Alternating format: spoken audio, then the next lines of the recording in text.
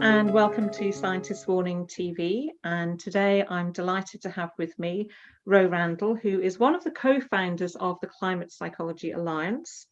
Ro is a psychoanalytically trained psychotherapist who's been involved in the environmental movement for many years. She's contributed to a number of books and has also been doing some research on how climate scientists and climate activists deal with the emotional impact of climate change. So welcome, Ro, and it's super to have you here. At the end of the interview, we'll put a link to Ro's personal webpage and to the Climate Psychology Alliance pages as well. So we're both in Cambridge, as I understand it. And of course, you know, with ongoing lockdown and, well, things easing a little now, I mean, and under any other circumstances, it would have been nice to have actually been able to sit with you in person and do this interview, but we're still doing these Zoom calls. So I wondered, Ro, if you could perhaps give us a sense of where it all began for you. Okay, right.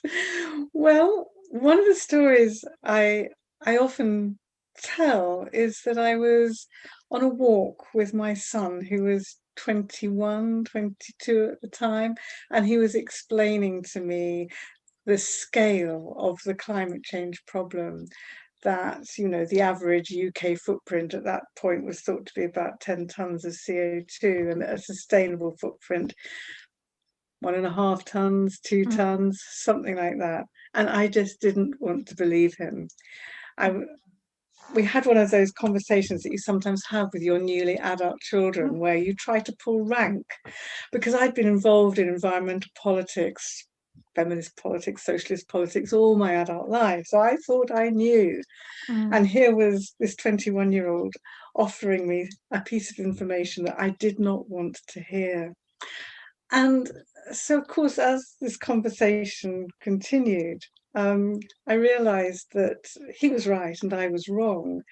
And that I was in a psychological state, where I wanted to defend myself against some very unwelcome news. And it's that issue of facing a truth that's difficult that I think has been at the heart of the work that I've done. And so at that time, I was beginning to write about this issue of psychological denial, which is different from the kind of denial that involves people in simply saying that climate change doesn't exist. It's all a conspiracy or something. But the everyday denial that most people are involved in is what psychoanalysis calls disavowal. And I started to write about that. It's this state where you know and you don't know at the same time that something is true. You keep it in a box in your mind and you disregard the meaning, the implications, the emotional impact of it. And this allows you to carry on life as usual. And this is the form of disavowal that I was engaged in at that particular moment, and which I then went on to write about a lot in various different forms. But what I did practically at that point was I came home, and with my husband, we set up a project here in Cambridge. And one of the things which we did on that project was to hold lots of conversations with people, in which we used this idea of the carbon footprint as the means of starting a conversation about climate change. This was back in 2005, 2006. Because what it does is it allows you to personalize what is a very abstract problem. And so by looking with people at what kind of impact they have, you can begin to help people to see how our lives are absolutely implicated in this problem. We may not have a lot of power, we may not have a lot of ultimate responsibility for it, but we can see just how implicated we are. And we found that was a very, very powerful tool for helping people to understand what climate change was and why it was so desperately difficult and serious to address. So the beginnings for me have always been in conversation, because that's where I come from as a psychotherapist. You learn to listen, and you learn to hear what's going on beneath the surface as well as what's apparent. And by doing that, I think you become able to help people shift in their understanding and in their position And so that was really where I started, was with those particular kinds of conversation. And you put it incredibly well, and it's fascinating. And I sort of feel that sense of frustration sometimes when I can see other people talking about their concerns about the climate on the one hand, and then also talking about going on holiday in a few weeks' time on the next. And I'm sure that I'm guilty of it myself. I'm sure that we, each of us, without necessarily being aware of it, I'm sure each of us engages in that. I mean, possibly unwittingly and unwillingly. So it's very pernicious, as you say, but absolutely key and fundamental, I think, to understanding climate change, and of course, as sort of relatively affluent people, our contribution to it. So yes, I mean, it's crucial, and of course speaks to our personal responsibility in this too.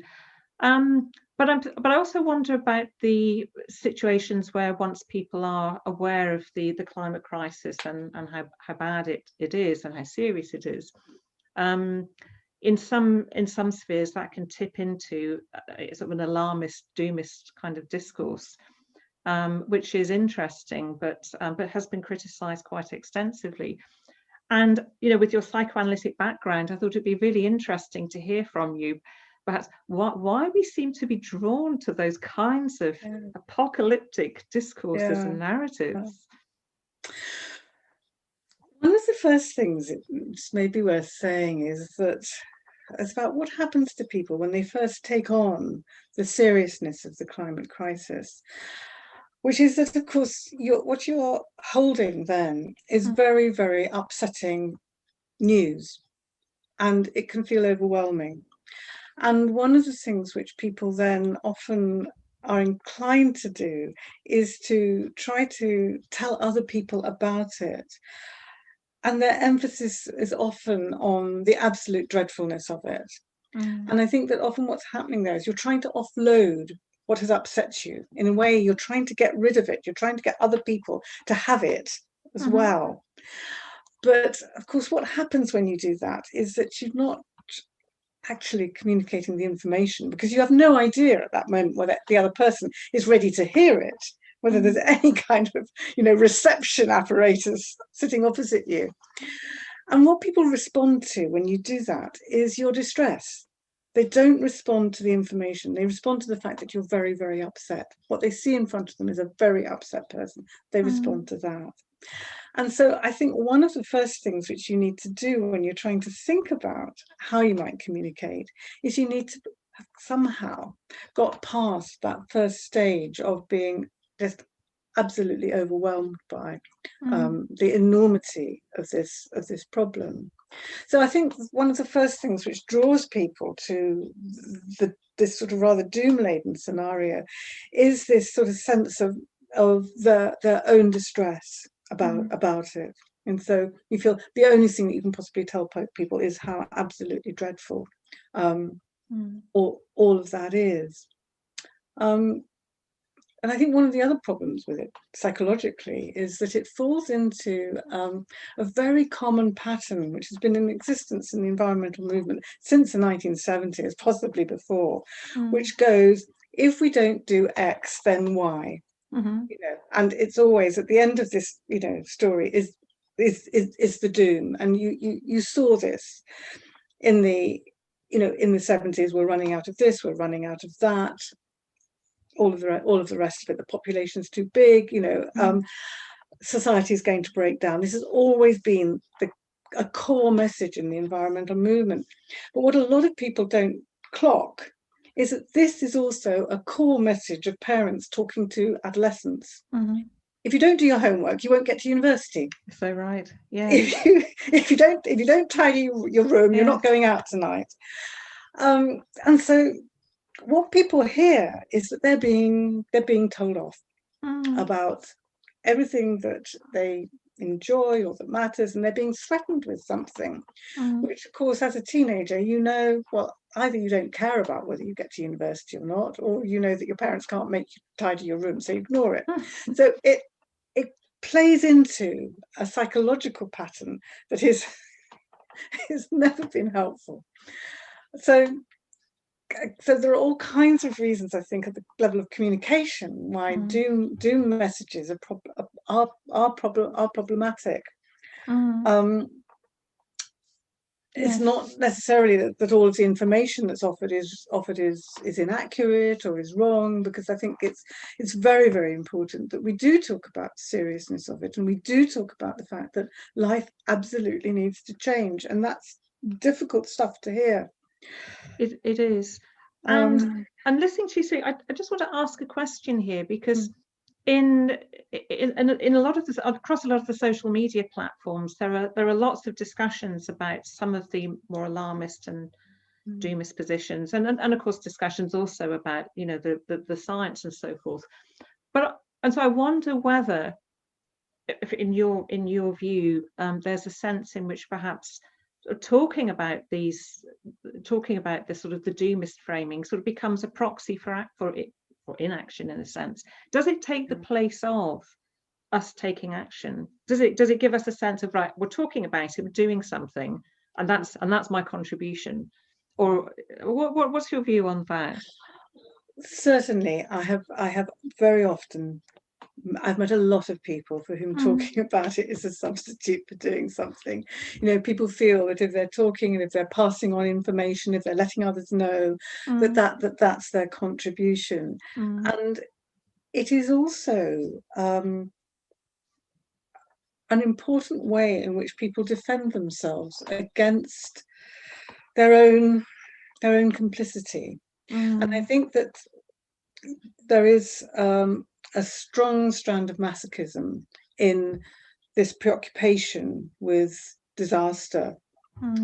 So part of this, I think, comes about particularly in people who have been in this state, which I described earlier, this state of disavowal, where you've managed to kind of downplay this issue for a long time. And we know that this is true because if you look back to surveys that were done between about 2005, 2010, you saw in that period increasing concern about climate change coming up in statistically validated survey material. 85% of people saying that they were concerned or very concerned about climate change. So we know that something was going on, that people were knowing but not acting. But then what happens when you finally acknowledge it, when this breaks through?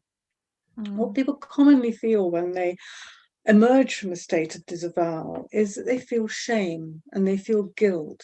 And these are very difficult emotions to deal with, because you're looking at yourself and you've got to somehow say, well, how come I actually did know about this? I sort of knew about it, but I didn't do anything about it. That's a very difficult place to be.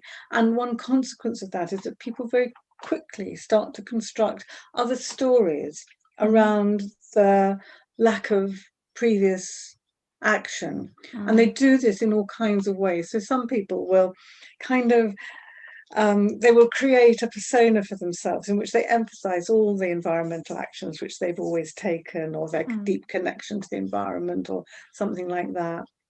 And other people will simply say that they had absolutely no idea. I've met a lot of people who are convinced that nobody spoke about climate change before, 6 months ago or a year ago or 2 years ago, which of course it's subjects come and gone in public discourse, but it's certainly been there. So I think what you're picking up here is actually very true, which is that if you are feeling guilty, then one of the routes to go down is the road of self-punishment.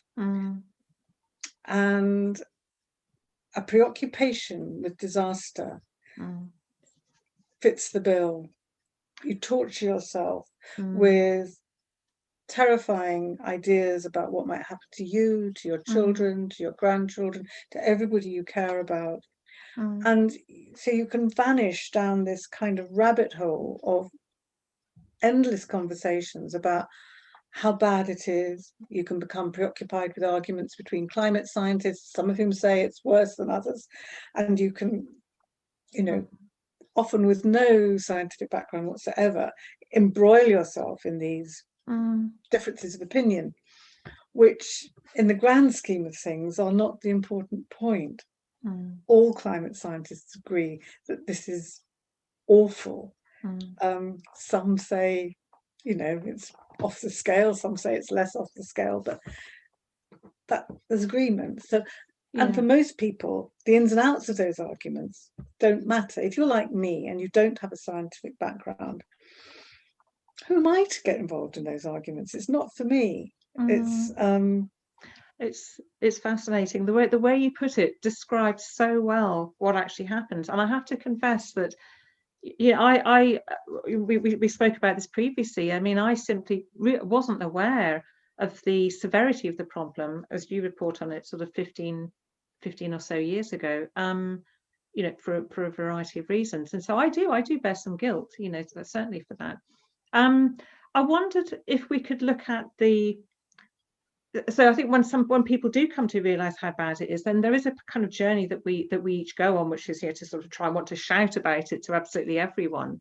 And then there are issues in terms of finding the right voices to listen to and so on. But at some point along the journey, I think for some people there is an acknowledgement that there's a problem, and I think as you've previously said, there's a kind of desire for there to be an easy way to solve it. And it's for us to take the path of least resistance, or just to find some sort of easy fix. And I wondered if you could say something about what's driving that, perhaps from a psychoanalytic perspective. Well, I think it's very hard for people to look at our lives here in these, what I sometimes call the overdeveloped countries, and acknowledge that this has to come to an end in one way or another.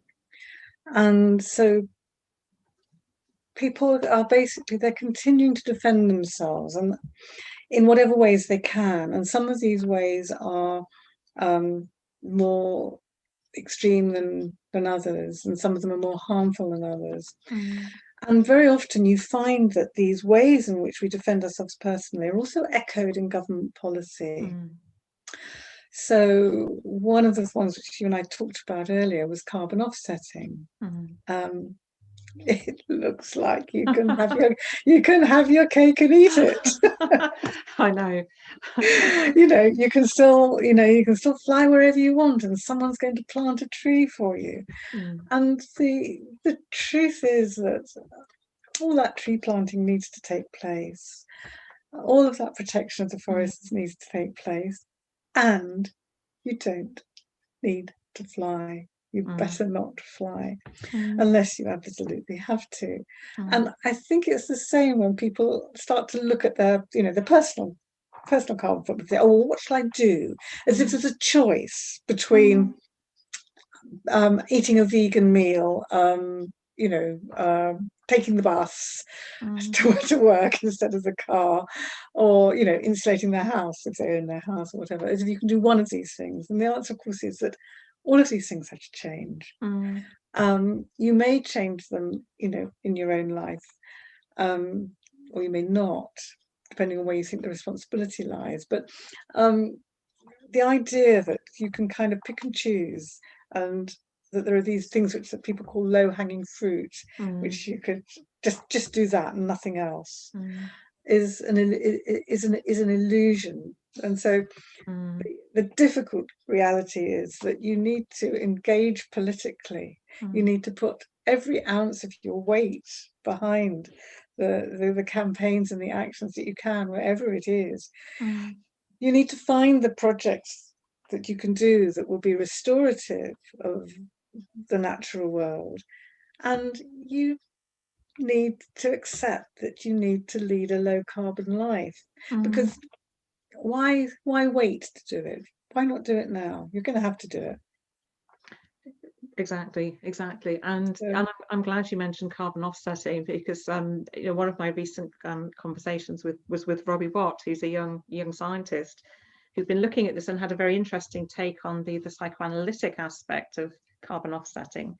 Mhm. And I have a little quote from him here. He said, carbon offset credits continue because they can, for example, offer subjects illusory promises of recuperated eco-enjoyment, have capitalism's penchant for consumerist fantasies, which I think puts it, he puts it extremely well. And other scientists put it more bluntly. So, for example, Kevin Anderson, and this is my favorite quote, describes it as trying to lose weight by paying someone in a poor country to eat less chocolate.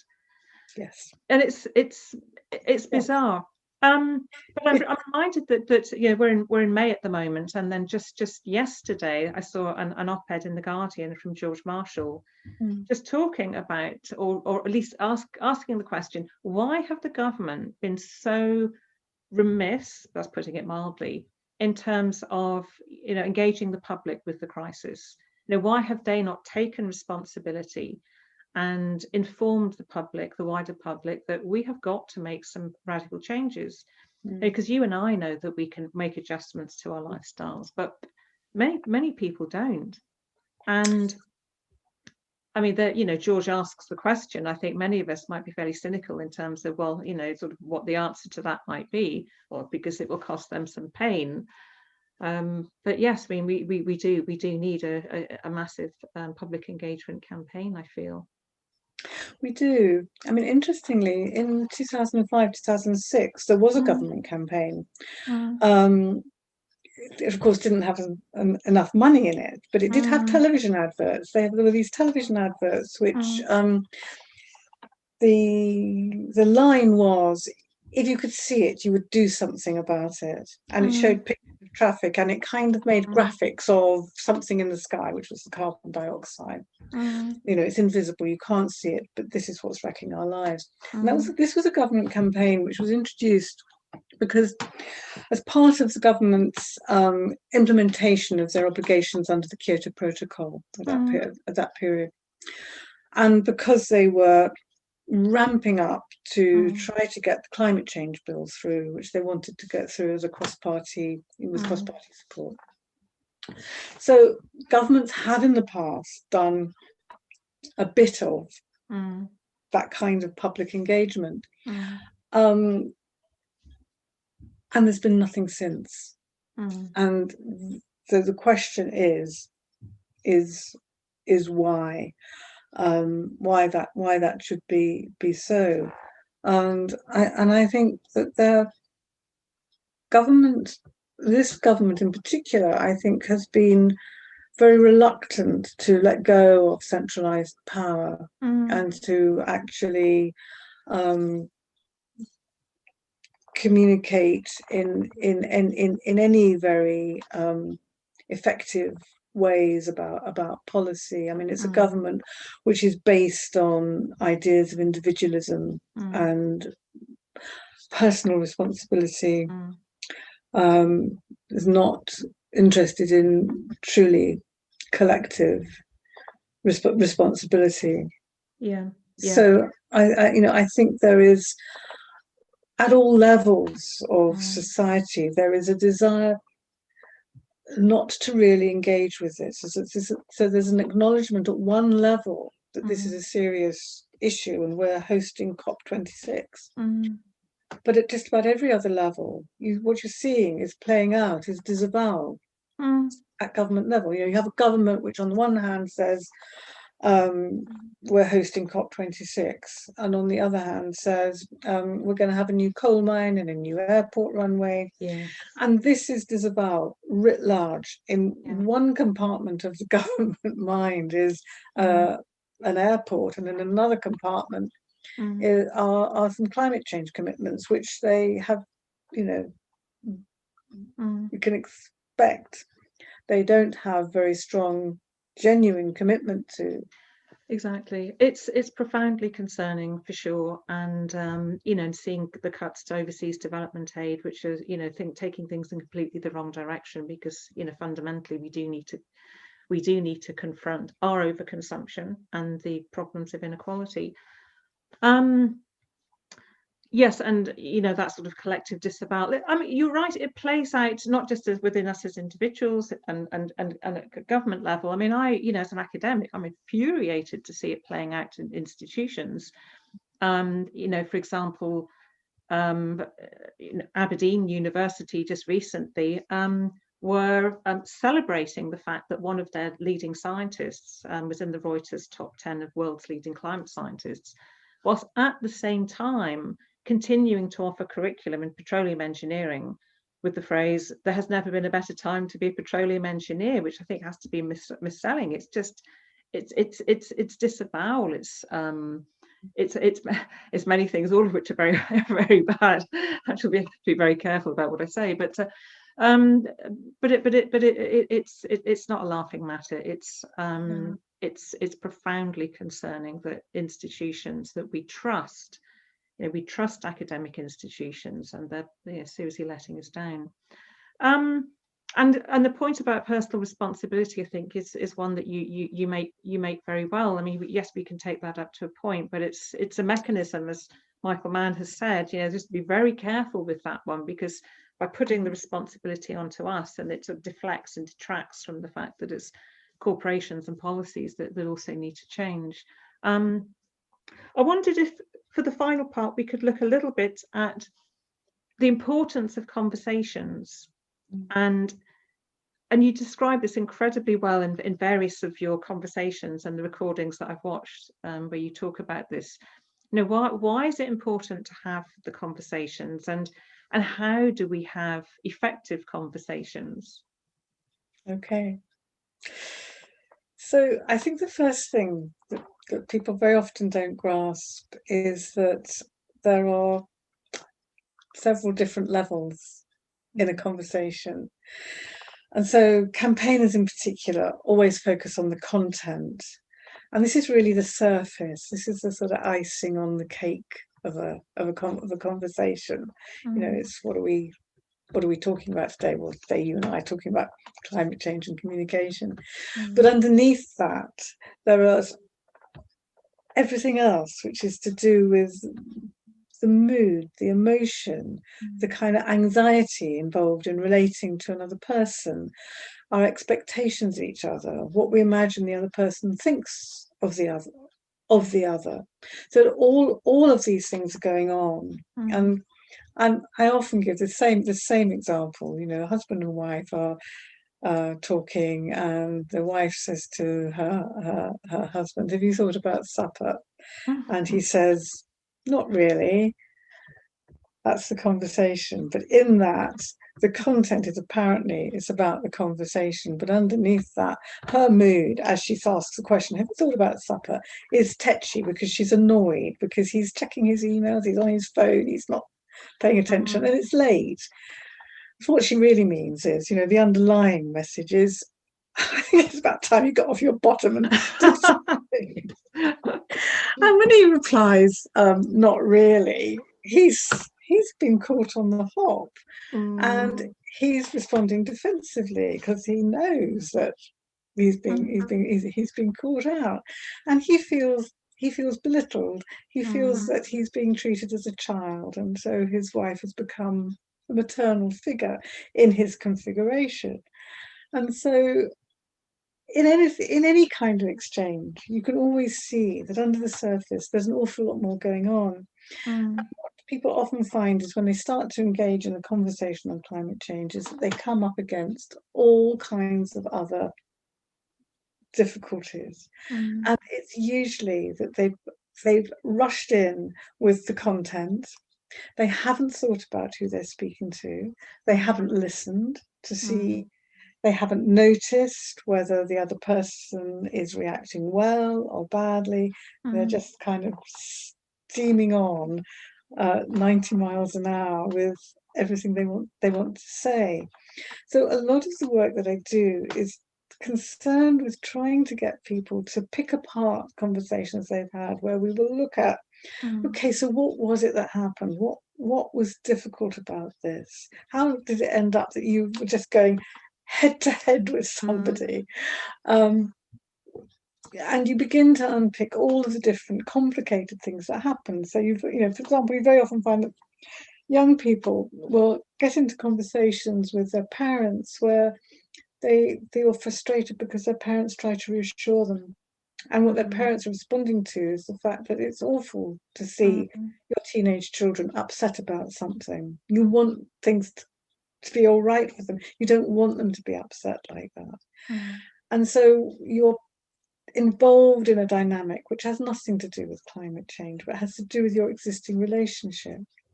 You'll find yourself caught up in all kinds of other dynamics. Maybe you're somebody who other people find bossy, and you'll find yourself accused of, laying down the law about something else again. Who are you to tell me what to do? And again, it's about trying to understand, what is this relationship that you've got, that you're trying to introduce this subject into?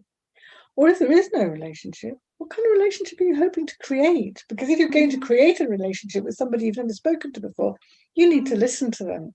You need to find out about them. You need to know whether they've thought about this before. Are they interested? What have they heard? What does it mean to them? Does it worry them? All of these things can mean that you have a much better kind of conversation.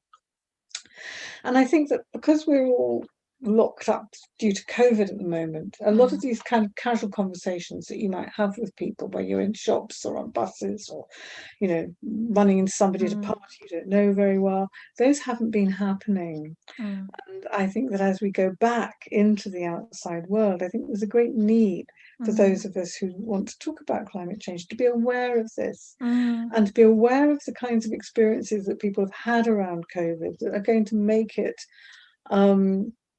perhaps it's not always an easy subject to talk about.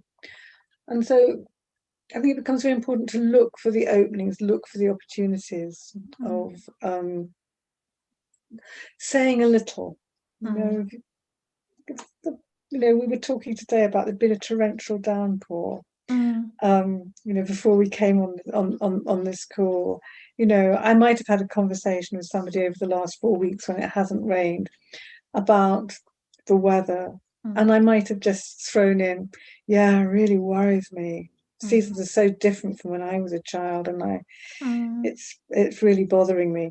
And then I would wait to see what response I got, to see whether they said, yeah, it's scary, isn't it?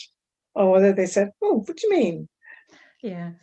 Because that tells me where to go next. And it's that listening for where to go next. And to listen for the resistance, to listen for the moment where you've got somebody feeling that they don't want to hear anymore. Because that's the point where you have to work with that resistance. You have to go with it. You have to say, oh, I think I've rather alarmed you. What are you feeling? Have I? You have to keep focusing on that process. So I think in the individual conversations, it's all about understanding that there is a process underneath the content, and that, I think, is what helps conversations about climate change go better in that individual level. I think there are other issues when you've actually got to stand up and speak to an audience, but I think at the individual level, that sense of the process is really helpful. I think that's incredibly helpful, the way you put it there. And I'm sure that we can each of us reflect on situations where we just, there's the emphasis has been on us communicating or trying to communicate, and not doing the listening, and certainly not listening as well as we could and should. So that's a really, really helpful note, I think, on which to end. And so for each of us to think about, what it really means to be actively listening, and listening with authenticity, I think, and with some integrity too. So that's very, very wise words, and thank you so much for joining us today and for taking the time to talk with me. It's been a pleasure.